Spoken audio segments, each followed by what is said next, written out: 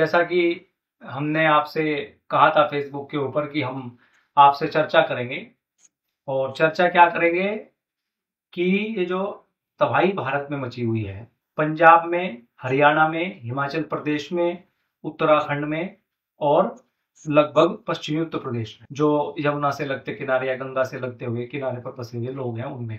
और पंजाब में भारी तबाही का मंजर आप देख रहे हो, हिमाचल में भारी तबाही का मंजर देख रहे हो, उत्तराखंड में भारी तबाही का मंजर हम सब देख रहे हैं। तो इसके पीछे, वो तो उस पर चर्चा करने की जरूरत नहीं है, इसके पीछे क्या कारण है। हमने कहा था, सभी आप जानते हैं, बारिश ज्यादा हो रही है, बादल फट रहे हैं, तो इस पर कयास लगाए जा रहे थे।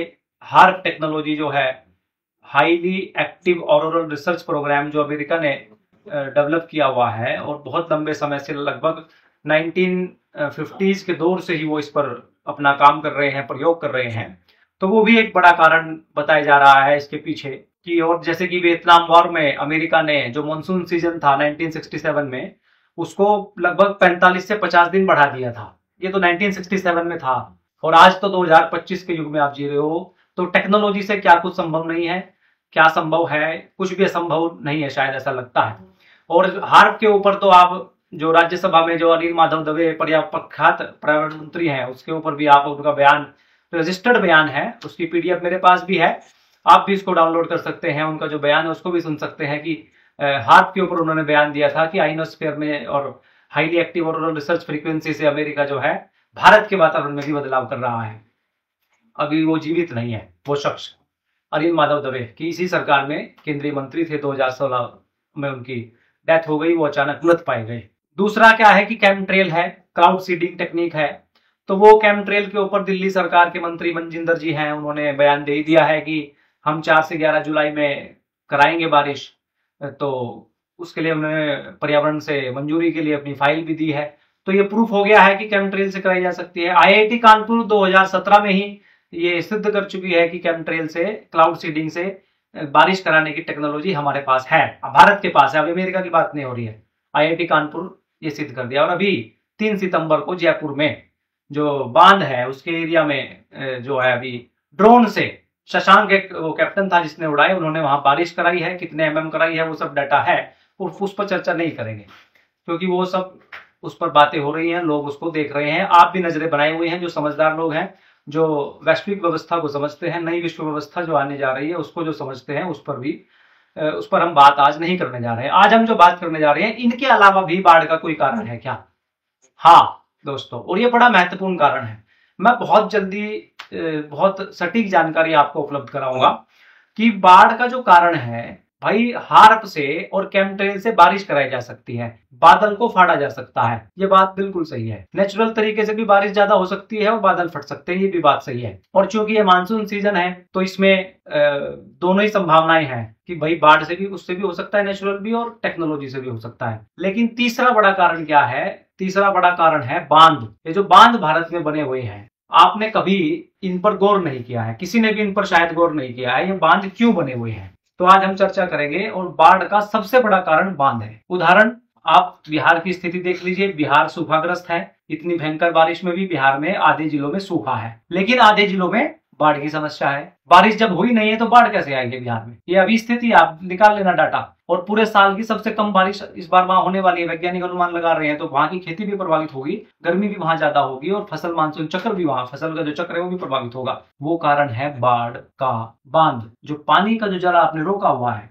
तो भारत में बांध कितने हैं, अभी हम इन पर प्रॉफिट चर्चा करेंगे। आप इसको सर्च करना, मैं दोनों पहलू आपके बीच रखूंगा आज कि बांध से क्या क्या फायदे हैं और किन बातों के ऊपर बांध बनाया गया है, उसकी भी हम आपसे चर्चा करेंगे। दूसरा, मैं उसके पॉजिटिव और नेगेटिव दोनों एस्पेक्ट्स की चर्चा करूंगा, और वो कैसे बाढ़ में सहयोगी होता है उस पर भी चर्चा करूंगा। तो चर्चा करते हैं, भारत में बांधों की संख्या कितनी है। भारत में कुल छोटे बड़े मिलाकर के 5700 से ज्यादा बांध है। अब हम सारे बांधों की चर्चा करें तो उचित नहीं होगा, इतनी लंबी वीडियो हो जाएगी, और उस पर चर्चा करना ठीक भी नहीं है। हम चर्चा करेंगे बड़े बांधों के ऊपर। बांध का सबसे पहले आप सुन लीजिए काम क्या है, क्या उद्देश्य है बांधों का। वो है, पहला जो उद्देश्य बताया जाता है वो बताया जाता है कि खेती तक सिंचाई का पानी पहुंचाने के लिए बांध की आवश्यकता है। दूसरा उद्देश्य बताया जाता है कि बरसात का जो पानी है, जो नदियों में चला जाता है बह करके और व्यर्थ ना हो जाए, उसको एक जगह बांध बना करके रोक लिया जाए और फिर बरसात जब खत्म हो जाएगी तो नहरों के जरिए पानी को सप्लाई कर दिया जाए खेतों में। दूसरा उसका जो अर्थ है बांध का काम है वो है बिजली उत्पादन, हाइड्रो एनर्जी या हाइड्रो पावर जनरेशन। दूसरा ये बड़ा काम होता है बांध बनाने का। तीसरा जो बड़ा काम होता है जो बताते हैं कि बांध का, वो आप खुद तय कर लेना, वो है बाढ़ नियंत्रण। बांध बाढ़ नियंत्रण करते हैं कि बांध से बाढ़ आती है, ये सोचने का विषय है। फिर चौथा जो है शहरों में पीने के पानी की आपूर्ति करना बांध से, वो कितना हो रहा होगा आप लोग समझते हैं। चौथा इसमें है पर्यटन को बढ़ावा देना, और जो सबसे बड़ा कारण है वो है औद्योगिक उपयोग। औद्योगिक उपयोग क्या, जो बड़े उद्योग हैं जैसे steel, cement, thermal power plant को बड़ी मात्रा में पानी चाहिए होता है, और उस पानी को स्थायी पानी का जो सिंचाई है या स्थायी पानी की जो सप्लाई है वो सिर्फ बांध कर सकते हैं। तो ये बहुत बड़ा कारण है बांध बनाने का। अब औद्योगिक उपयोग है दोस्तों, तो औद्योगिक उपयोग के लिए बांध बनाए जाते हैं, मैं ऐसा कहता हूं, क्योंकि इतना बड़ा प्रोजेक्ट होता है और वो जनता उसका विरोध करती है, और जनता जब विरोध करती है फिर भी वहां बनाया जाता है तो वो जनता के फायदे के लिए, जनता का फायदा उसमें कम होता है, दिखाया ज्यादा जाता है। फायदा असलियत में कॉर्पोरेट्स का होता है, क्योंकि नीतियां कॉर्पोरेट्स के लिए बनती हैं और कॉर्पोरेट्स को ही उसकी फायदा होता है। क्योंकि अगर बिजली भी बनाएगा तो कॉर्पोरेट्स को ही फायदा जाएगा, कॉर्पोरेट्स ही बिजली बनाएगा। लेकिन जो बांध बनेगा वो पब्लिक सेक्टर के, जनता के टैक्स के पैसे से बनेगा, जनता की इच्छा के विरुद्ध बनेगा। अब 5 बड़े बांधों की हम चर्चा करते हैं आपके बीच। 5 बड़े बांध कौन कौन से हैं भारत के। पहला बांध है टिहरी डैम। ये उत्तराखंड राज्य में है, गंगा के ऊपर बना हुआ है। 200 सबसे ऊंचा बांध कहा जाता है, 260 मीटर की ऊंचाई है इसकी भारत की, और ये 1978 से 2006 में, मतलब 1978-75 के बाद से ये परियोजना चली, 2006 तक बनकर के ये पूरा हुआ। और जितने भी पर्यावरणविद थे, जितनी भी साइंटिस्टों की रिपोर्ट थी, वो सब इसके खिलाफ में थी कि ये बांध नहीं बनना चाहिए गंगा के ऊपर, इसका नुकसान है। क्योंकि चाइना से मात्र 400 मील की दूरी पर या 400 किलोमीटर, एग्जैक्ट मुझे ध्यान नहीं, उस पर है। और अगर चाइना रडार सिस्टम इतना, चाइना की टेक्नोलॉजी ऐसी है कि रडार भी नहीं पकड़ सकती, एक वो मिसाइल छोड़ेगा, बांध आपका तोड़ देगा और आधा भारत सफाया हो जाएगा। तो ये रिपोर्ट में लिख के दिया था वैज्ञानिकों ने कि खतरे में, ऐसे भयानक खतरे में लोगों को नहीं डाला जा सकता, और मात्र 40 साल तक ये चलेगा बांध। तो इतने अल्पकालीन लाभ के लिए 2006 में तैयार हुआ, 2040 में इसको वैसे ही बंद हो जाना है बांध को, क्योंकि उसमें जो रेत होता है पानी में जो ऊपर से आता है, वो रेत उसके लेवल को बढ़ाता जा रहा है धीरे धीरे धीरे धीरे धीरे। तो अभी बात हो रही है कि हम पानी को खाली कर रहे हैं टिहरी डैम के, क्योंकि 2040 नजदीक है, 25 में आप रह हो, तो 5-7 साल खाली करेंगे धीरे धीरे। तो इतने अल्पकालीन के लिए फिर लाभ किसका है इसको बनाने में। और इसकी जो सिंचाई, ये जो बिजली बनाता है वो 1000 मेगावाट से लगभग हाइड्रो बनाता है, और जो सप्लाइड स्टोरेज वाली बनाता है वो भी 1000 मेगावाट बनाता है। इससे जो सिंचाई कितनी होती है, इससे लगभग 2.7 लाख हेक्टेयर में सिंचाई होती है। दिल्ली उत्तर प्रदेश को पीने का पानी भी ऐसा बताते हैं कि वो उपलब्ध करवाता है। कितना गांव के लोग बांध का पानी पीते हैं, गांव के लोग जानते हैं। दिल्ली के लोग अगर इस बांध का पानी पीते हैं तो आप दिल्ली के लोग बताएंगे कि भाई वहां से पानी आता है यहाँ, लेकिन बताया जाता है कि ये आपूर्ति करता है। अब इसका प्रभाव क्या हुआ, इसको बनाने के लिए 100 से ज्यादा गाँव डूबे, 1 लाख से ज्यादा लोग प्रभावित हुए, प्रभावित मतलब स्थापित किया गया। और इस पर बहुत बड़ा आंदोलन हुआ था। राजीव भाई ने भी टिहरी डैम के विरोध में आंदोलन किया था। उनका जो सामने का दांत टूटा हुआ है वो भी लाठीचार्ज में टिहरी डैम के आंदोलन में टूटा था। बहुत लोगों ने इस पर आंदोलन किए। एक तो पर्यावरणविद बहुत बड़े बड़े ने इसको मना किया, लेकिन अमेरिका को इसमें इंटरेस्ट आ गया। इसका बांध का जो बजट था पहले वो 100-200 करोड़ था, लेकिन फिर इसको बनाए, बहुत बड़ा बांध बनाना है भाई, तो उसमें पैसा अमेरिका एजेंसी का लगा हुआ है। 8000 करोड़ में बनकर तैयार हुआ था उस समय के 8000 करोड़ रुपए 2006 के। आज अगर आप उनको गिनती करोगे तो 3 गुना जो रुपया है उसकी डिवैल्यूएशन 2006 से अब तक हो चुका है। तो लगभग 24,000 करोड़ रुपए में आज के समय के हिसाब से बनके तैयार हुआ ये बांध। पैसा किसका लगा, अमेरिका की कंपनियों का। क्यों, उनको क्या फायदा है भाई इससे, ये सोचने का विषय है। दूसरा, भांगड़ा नागल बांध, ये हिमाचल में बना हुआ है, हिमाचल पंजाब में, सतलज नदी के ऊपर। 226 मीटर इसकी लंबाई है, 520 मीटर इसकी मतलब लंबाई, 226 मीटर ऊंचाई है, 520 मीटर इसकी लंबाई है। 1948 से 63 में बना। 1325 मेगावाट की ये सब बिजली उत्पादन बनाता है। पंजाब, हरियाणा, राजस्थान के 1 करोड़ हेक्टेयर को ये बताते हैं कि भाई ये पानी की सप्लाई करता है, खेती की सिंचाई करता है। इसका प्रभाव क्या है, भारत का आधुनिक मंदिर इसको कहा जाता है। लेकिन पंजाब में बाढ़ का खतरा और सिल्ट की समस्या लगातार बनी रहती है इस बांध के कारण। और ये जो आप देख रहे हो इसी के कारण है, भाखड़ा नागल बांध के कारण ये जो स्थिति बनी हुई है। और अभी 2-3 सालों में वो जमीन भी खेती लायक नहीं होगी। जनहानि जो हुई है वो अलग, मकान की हानि जो हुई है वो अलग, और पशुओं की हानि जो हुई है अलग। लेकिन जो बायोडाइवर्सिटी खत्म हुई है, जो प्राकृतिक रूप से खेती का नुकसान हुआ है, वो बहुत भयंकर होने वाला है। इसके जो परिणाम अब सामने आएंगे कि आपको खाद्यान्न की समस्या बहुत बड़ी झेलनी पड़ेगी, वो भी। तीसरा डैम अपना गुजरात नर्मदा में, नर्मदा प्रोजेक्ट इसको बोलते हैं। 163 मीटर की ऊंचाई है और 1987 से 2017 तक बनकर तैयार हुआ। 1450 मेगावाट ये बिजली उत्पादन करता है। गुजरात, महाराष्ट्र, राजस्थान में 18 लाख हेक्टेयर बताते हैं कि सिंचाई का पानी की व्यवस्था करता है। अब इसका जो प्रभाव है वो है कि नर्मदा बचाओ आंदोलन, बहुत बड़ा आंदोलन इसके विरोध में लड़ा गया, बड़ा सामाजिक आंदोलन था, लाखों लोग प्रभावित हुए, विस्थापित हुए, लेकिन फिर भी ये बांध बना। चौथा, इंदिरा सागर बांध, ये कहाँ है? मध्य प्रदेश में, ये भी नर्मदा के ऊपर ही है। इसकी 92 मीटर ऊंचाई है, लंबाई इसकी 653 मीटर है। 1984 से 2005 में ये लगभग कंप्लीट हुआ। 1000 मेगावाट की बिजली उत्पादन करता है। 1.23 लाख हेक्टेयर में सिंचाई की व्यवस्था या जल की आपूर्ति करता है। पांचवा है कोयना बांध, महाराष्ट्र में बना। कोयना कृष्णा की सहायक नदी है, 130 मीटर इसकी वो है। और जी निर्माण ये हुआ इसका 1962 में। 960, भारत का सबसे बड़ा मेगावाट, मतलब 960 मेगावाट भारत की सबसे बड़ा हाइड्रो का प्रोजेक्ट है ये, जो बिजली उत्पादन करता है, महाराष्ट्र को सिंचाई करता है। इसका प्रभाव क्या है? 1962 में बना, तो इसका सबसे बड़ा जो प्रभाव हुआ था, कोयना वाला जो क्षेत्र है उसमें भूकंप आया था 1967 में। तो इस बांध को जो बना था उसका सबसे बड़ा कारण माना जाता है, जो हाइड्रो की, जो वहां सबसे ज्यादा हाइड्रो बनती है, मतलब बिजली बनती है 1960 मेगावाट, तो ये उसका सबसे बड़ा कारण था। अब अमेरिका में कितने बांध है दोस्तों? और भी बहुत देशों में है, कनाडा में, सब जगह बांध है। तो क्यों? क्योंकि वहां की जो अर्थव्यवस्था है वो कंपनी आधारित है, उद्योग आधारित है, और वो फैक्ट्री आधारित अर्थव्यवस्था पर चलते हैं, क्योंकि वहाँ बायोडाइवर्सिटी नहीं है, खेती नहीं हो सकती है, तो उनको ऐसी टेक्नोलॉजी बनानी पड़ेगी। ठंड बहुत ज्यादा है, वातावरण उनके यहाँ नहीं है जो एक जगह हो सके काम, बड़ा प्रोजेक्ट बनाना पड़ता है उनको। और भारत में क्या है, वहाँ जनसंख्या भी कम है, भारत में जनसंख्या ज्यादा है, बायोडाइवर्सिटी बहुत है, खेती की जमीन बहुत अच्छी है, पशुपालन यहाँ अच्छा हो सकता है, सारी फसलें हो सकती हैं, गाँव में 2000 से ज्यादा फसलें हो सकती हैं, बरसात बहुत अच्छी होती है, पानी की अंडरग्राउंड वाटर बहुत अच्छा भारत का था, सब कुछ अच्छा था, लेकिन हम नकल करते हैं दूसरों की, क्योंकि अकल हमने अपनी खो दी है। खैर उस पर चर्चा करेंगे। अभी भारत, अमेरिका में 90,000 से ज्यादा बांध है, भारत में तो 55 मतलब 5700 ही बांध है। और होवर डैम और ग्रांड कोली डैम सबसे बड़ा मेगा प्रोजेक्ट है वहां अमेरिका का। अब हम बताते हैं आपको कि बिजली उत्पादन जो है वो कितनी भारत में होती है और खपत कितनी होती है, और डैम से जो बिजली के लिए जो बताते हैं कि बिजली बनाता है डैम, वो कितनी बिजली बनाता है वो भी आपको पता लग जाएगा। भारत की कुल स्थापित बिजली क्षमता जो है वो 2025 जुलाई तक वो है 450 गीगावाट, लगभग 450 गीगावाट। अब इसमें से जो हाइड्रो पावर की हिस्सेदारी है जो बांधों से आती है वो लगभग 42 गीगावाट है, मतलब कि 10% हिस्सेदारी ही, मतलब 10% ही बिजली जो ये हाइड्रो से बनती है बांधों से, भारत की कुल बिजली खपत की या कुल बिजली जो स्थापित है उससे 10% ही बांध बनाता है।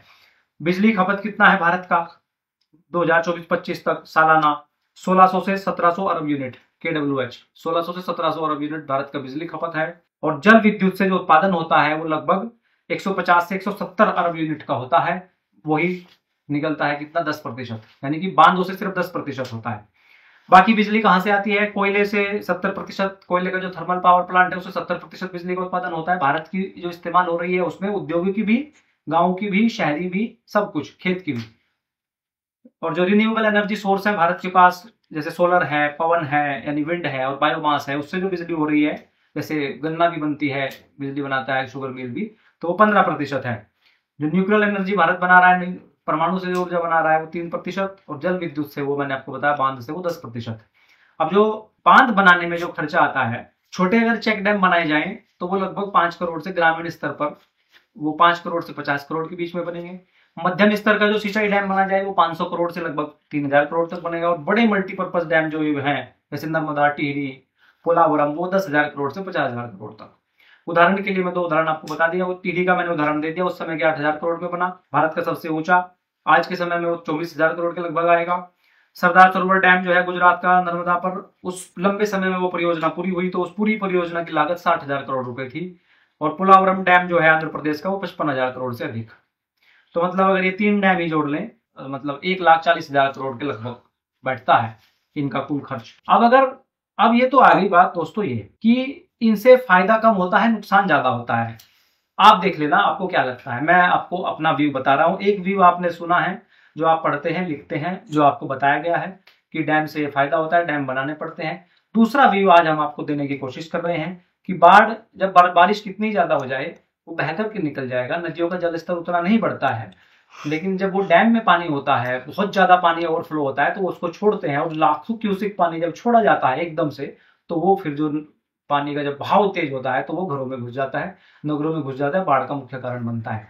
बारिश उतनी ज्यादा प्रॉब्लम नहीं है बाढ़ के लिए, बांध बहुत ज्यादा प्रॉब्लम है। तो उससे जो फायदे हो रहे हैं भाई, 10% बिजली बना रहा है वो सब, जो 90% बिजली है वो दूसरे सोर्स से आ रही है पूरे देश की। तो जो 10%, मात्र 10% बिजली उत्पादन के लिए एक तो इतना बड़ा आर्थिक जोखिम देना, क्या ठीक है? आप सोचना। दूसरा, ये जो नुकसान है पर्यावरण का और वातावरण का, नदी के पानी को रोक लेना, वो क्या ठीक है मात्र 10% के लिए? तीसरा, बताते हैं कि उसका लाभ है कि सिंचाई का पानी उपलब्ध कराता है। तो सिंचाई का पानी अगर बांध से ले, अगर उसको वैसे करें, लोकल स्तर पर हम छोटे छोटे डैम बनाएं, तालाब बनाएं, छोटे तालाब बनाएं, गांव अपनी स्वावलंबन पानी की व्यवस्था बनाएं, वाटर रिचार्जेबल की हम अगर व्यवस्था करें और इस पूरी जल प्रबंधन की प्रणाली को विकेंद्रित कर दें। विकेंद्रित मतलब कि अगर जरूरत भी पड़ेगी, जहां वैसे तो ट्यूबवेल से निकालते हैं, लेकिन ट्यूबवेल से भी ज्यादा निकालेंगे अगर, तो वो हम रिचार्ज तो करना ही पड़ेगा पानी को, तो हमको तालाब, छोटे कुएं, जोहड़ हमको बनाने पड़ेंगे, छोटी छोटी नहर। और बिजली गांव अपनी बना सकता है। बिजली बनाने में कितना बढ़िया है, कोई बड़ी बात है। जो भारत के पास, गांव के पास जो पशुधन है, उससे वो बायोगैस तो है ही है, बायोगैस से बिजली बन सकती है। उससे जो बचेगी फिर खेत के लिए, उसके लिए भी जो तालाब बनेगा या जो नहर जो गांव के पास होती है, उससे बिजली बन जाएगी।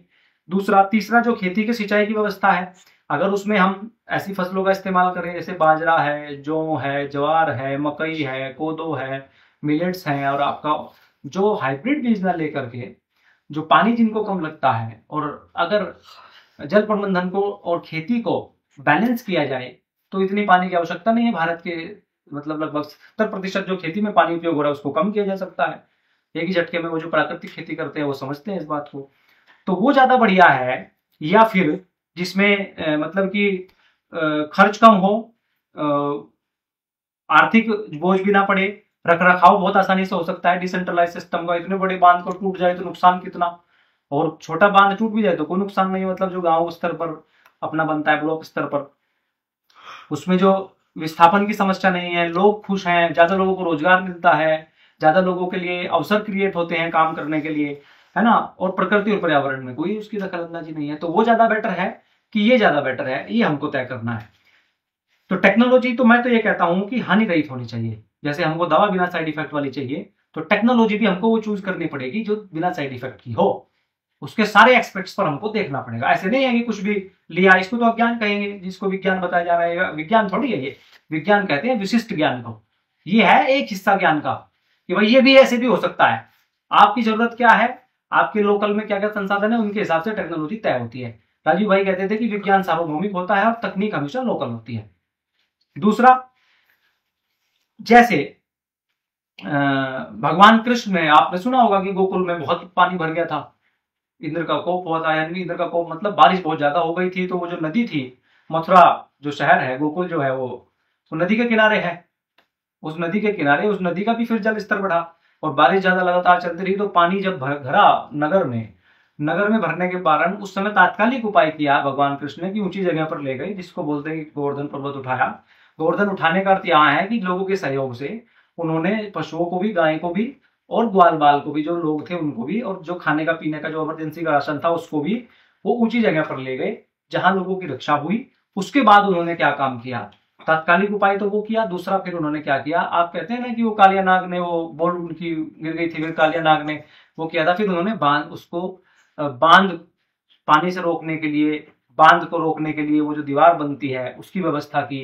दोबारा अगर बारिश हो जाए तो निकासी की क्या व्यवस्था होगी, क्या हम अल्टरनेट खड़ा करेंगे, उस समय वो उन्होंने किया था। जो जल स्तर था, जो कीचड़ था, नदी नालों में जा रहा था, जो उसके ओवर मतलब उसकी जमीन को दावा हुआ था लोगों ने, जो जोहड़ की जो लोग परवाह नहीं कर रहे थे, ये सेम स्थिति भगवान कृष्ण के सामने थी जो आज है। फिर उन्होंने इसको पुनर्जीवित किया था, जल प्रबंधन की विकेंद्रित नीति को, क्योंकि कंस ने केंद्रित कर दिया था नीति को, और फिर उन्होंने उसको बाद में कैसे टैकल किया उससे हमको सीख लेनी होगी। और जो कृष्ण ने केंद्रीकरण किया था पूरी व्यवस्था का, जल प्रबंधन का भी उन्होंने केंद्रीकरण किया था।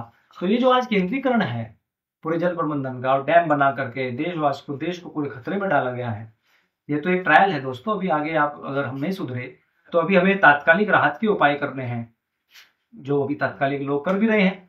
सरकार का तो आप देख रहे हो, कोई बड़े पूंजीपति जो हैं, जो आपसे टैक्स लेते हैं, हर चीज का पैसा लेते हैं, है ना, वो तो कोई सहयोग कर नहीं रहे हैं इस आपात स्थिति में। बड़े बड़े उद्योगिक घराने हैं, वो कोई इसमें सहयोग नहीं कर रहे हैं। सरकार का अभी तक कोई सहयोग इसमें नजर नहीं आया है। लेकिन जो समाज है, भाईचारा है, जो लोग हैं, जो वो सब सहयोग करने पर अड़े हुए हैं, बाहर से भी, देश से भी और राज्यों से भी, अलग अलग हमारे गांव ने भी सहयोग किया है, सब के गांव सहयोग कर रहे हैं।